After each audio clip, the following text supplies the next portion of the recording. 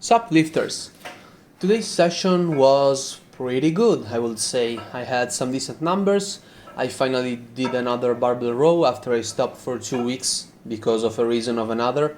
There was no specific reason for which I didn't really row. So anyway, as you can see, my body weight keeps kind of rising up. However, I feel like it's just because yesterday I was at a party, so I ate a little bit more. Anyway, I'm gonna keep my weight in check, as I said in another video that will be published in one of these days about nutrition. That right now I'm kind of intuitively eating, and I don't really want to get too fat, so I'm gonna keep myself accountable, and I'm gonna see if I cannot take it too far. In that case, I will have to do a mini cut. Also, I'm gonna start having my lessons from the 4th of October, so I'm gonna be basically more active and less at home. So I will probably just end up eating less food, and I'll end up moving more because I'll have to walk a lot. So I will probably just easily lose weight just because of the change of conditions. So I'm just gonna keep holding on to this weight for like 2 more weeks. So the chin-ups went well. As you can see, it was 95 kilograms. Today I weighed myself and I was 82, and basically I put 12 kilograms and a half inside the backpack, and the backpack like probably weighs around half a kilogram because that is the result that I had at the end. And I really enjoyed that after I kind of failed to get the rep, I just do the reps that I still need to do with just my body weight. It's always a really weird sensation when you try to do a chin up after you had like 13 kilograms on you. And then this is the reason why I call the video like this, and the wall will humble you. If you're having some trouble growing your biceps, I really suggest you to try to basically do them as a strict curls over the wall. This is really helping me a lot. I feel the biceps a lot more. And as I said, I'm gonna basically have a day in which I do deadlifts and pull-ups, in which I'm gonna use more weight and less reps, and one day in which I go higher for the reps. This, of course, is the day in which I do more reps. And also you will see that I decided that I wanted to start training my hip flexors and my abs a bit. So, as I already said, this is the best position in which I can put in a superset, which is completely free of hanging leg raises. I can do them hanging from the bar. However, I feel like that I do them better when I am in a weird position. Basically, I don't like staying at the bottom with my arms completely relaxed in a dead hang position. I like to be almost slightly pulled up. However, I can't really hold that position after I do regular chin-ups because my lats and my back muscles in general are completely exhausted. So I do them like this, although I think they are slightly inferior for the abs. But as you know, I do them mainly for the hip flexors muscles or the psoas and so on. So really, I'm not losing too much. And trust me, doing the curls on the wall is gonna humble you, because you will see later on with my hammer curls that have always been stronger for me for some reason or another. You will see how much the weight and the reps, and I mean the weight stayed the same, but the reps dropped a lot. And you will see it in the picture at the end of the video, since today I didn't forget to take the picture at the end of the workout. So I really suggest you to trying them because they really completely kill your momentum, and also all of the movement that you kind of do and you don't really even realize that you're doing. So maybe cheating a bit with the shoulder and swinging your hips slightly and all of the stuff like that. So really give them a try and see if you do like them. In fact, I don't know if they're gonna bring results. I can tell you that I feel like my biceps are working more. Then again, that is my weakest body part, and I finally started to give it more structure since I have a plan for them, and maybe that will actually help me. So I'm really happy also with my barbell row form, since I didn't row in really 2 weeks, which is a lot. However, the form is still pretty good. I'm not really cheating a lot. I am slightly moving my upper body, but I feel like that is just due to the momentum, okay? And then there are all of the shrugs, which are pretty kind of boring, you know, it's always the same stuff. Really, I'd like to do some shrugs with heavier weights, but, you know, I don't really feel like my structure is made to hold all that type of weight on those red pins, so I don't really feel like doing it.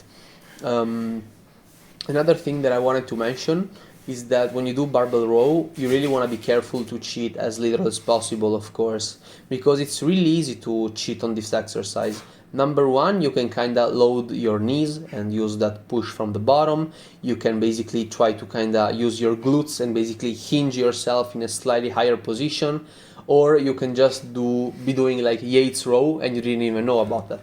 Basically, Yates row are a variation of the bent over row or the barbell row, in which you are more upright, okay? So it's more, basically use your traps more.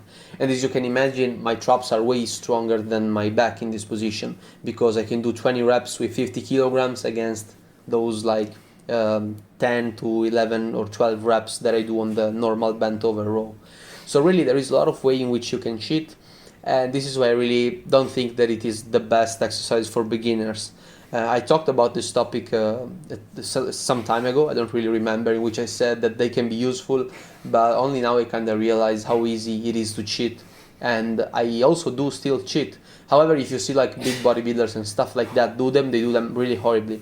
They really cheat a lot just because they move a lot of weight, there is a lot of momentum, and really maybe you're better off using like a pulley machine or stuff like that. Anyway, after all of this stuff, which I recorded 3 sets, I forgot to record one. I was kind of all over the place today.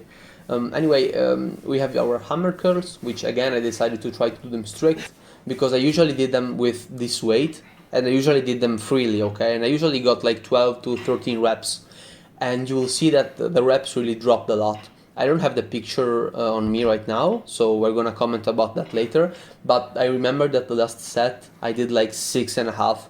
So they really humble you. Also, I believe that since this is the second curl of the day, if you want to include the chin-ups as a kind of a curl variation, since the bicep is heavily involved, you can almost say that these were like the third of the day.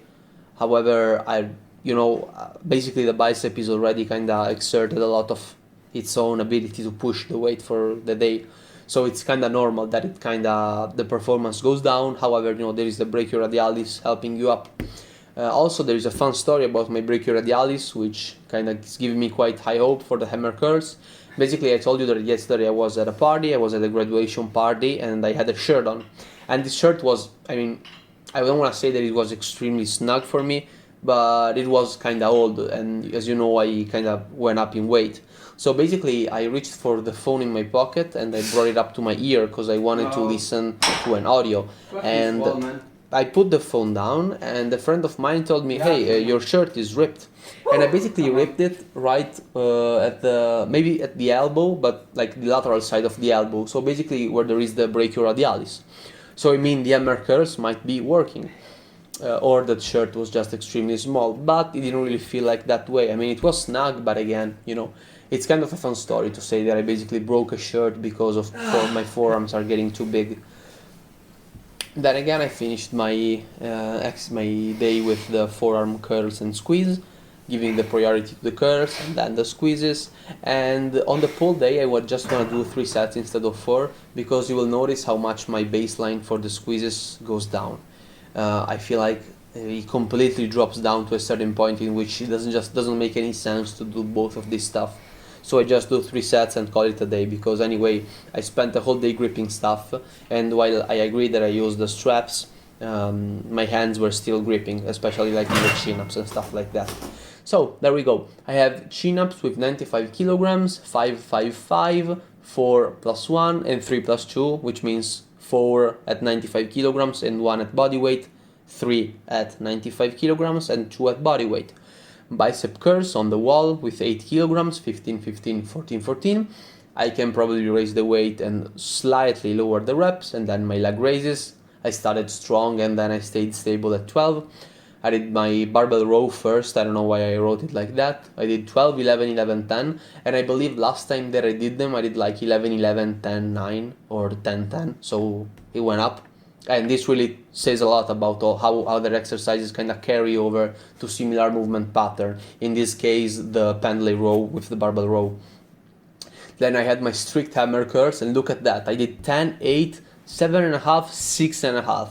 That really completely killed me. So I'm gonna keep going with 10 kilograms, and it really shows how much that wall can humble you. Because usually I got like 11 to 12 reps in everything. I dropped down a lot. Then I did my rear delt work, as usual, 15 by 4, I don't really bother counting it. And then I did forearm curls, 15 3 times, and then 15, 11, 8. Again, you can see how the baseline completely goes down to shit, so it doesn't really make sense to keep pushing. That is it for today's video. See you guys tomorrow.